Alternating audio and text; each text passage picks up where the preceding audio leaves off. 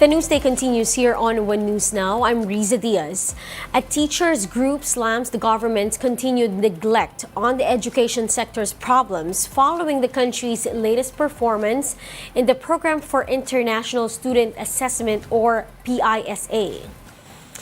The Teachers Dignity Coalition, or TDC, said that the 2022 PISA result does not come as a surprise. They said that the Education Department should acknowledge that it has failed to recognize the system's problems as well as the welfare of the teachers. The Philippines is still at the bottom 10, ranking 76th out of 81 countries in terms of reading comprehension, mathematics, and science in the 2022 PISA rankings. The Philippine Coast Guard says it would be, quote, very serious in investigating a China-flagged bulk carrier. The said vessel reportedly hit a fishing boat in Occidental Mindoro on Tuesday. Based on the account of fishermen, they had just laid out a payao, or a fishing device, while in the waters of Paluan, Occidental Mindoro. This was when their boat was hit and left to drift aimlessly on water while the Chinese crew just looked on. The fishermen took note of the vessel's name as MV Tai Hang 8. Sea conditions were reportedly moderate to rough at the time of the incident. The PCG says it is already coordinating with the Safety Administration of China and has asked for the identification of the ship's owner. The PCG has also written about the incident to Indonesia, where the foreign vessel was reportedly headed. In an interview with Radyo 5's Ted Filon and DJ Chacha, the PCG urged the 5 fishermen involved in the incident to file for damages to speed up the probe. Pagka-aksidente, ni-encourage natin na mag-settle. Kung mahabol po sila through damages, ay mas maganda po. Sapagkat alam niyo naman, pagdating sa criminal liability, magiging napakahirap ito at magiging napakatagal. We'll be back with more stories after the break. Keep it here on One News.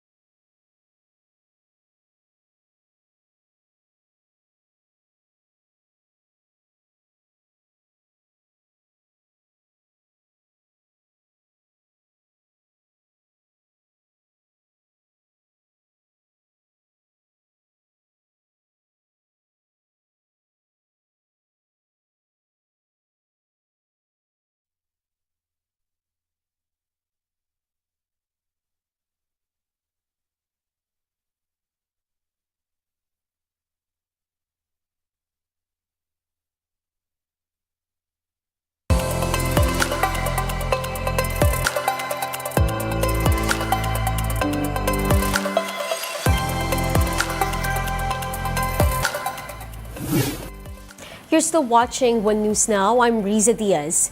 A church in Bethlehem has canceled its Christmas festivities in solidarity with war-torn Gaza. The details in this video by the Associated Press.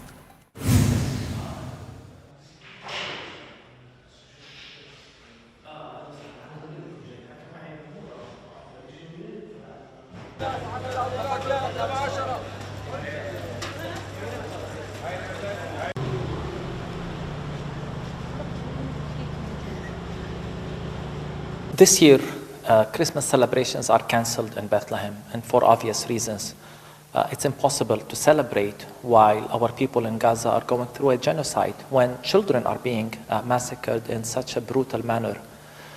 All the heads of churches in Jerusalem decided that Christmas celebrations will be mainly prayers with no festive celebrations.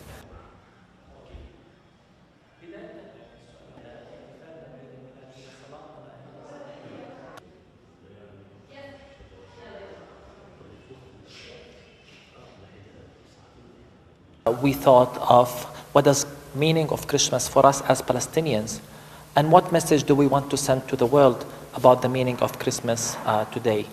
So we came up with this idea of a manger in the midst of a rubble, resembling a destroyed house in Gaza, and the child Jesus as a child who's under the rubble. We've seen so many images of children being pulled out of the rubble, and to us this is a message that Jesus identifies with our suffering. He is in solidarity with those who are oppressed. He is in solidarity with those suffering. So it's a message of comfort and hope to us. While the world is celebrating, our children are under the rubble. While the world is celebrating, our families are displaced and their homes are destroyed. So this is Christmas to us in Palestine. Let's take a quick look at other stories we're watching. The camp of noontime show trio Tito Vic and Joey has filed a case to stop tape from using the Eat Bulaga title. That's after they won a separate trademark dispute concerning Eat Bulaga. An infectious disease expert sees no need to resume the mandatory wearing of face masks despite the initial cases of walking pneumonia in the country. Dr. Ronchin Solante said the hospitalization rate in the country from COVID and other respiratory illnesses like walking pneumonia remains low. And motorists may see a massive rollback on fuel products next week. Diesel and gasoline prices are expected to go down by nearly 2 pesos per liter. And those are the top stories of the hour. Join us later at 10:45 in the morning as we continue to monitor the day's biggest stories. I'm Riza Diaz. We are One News.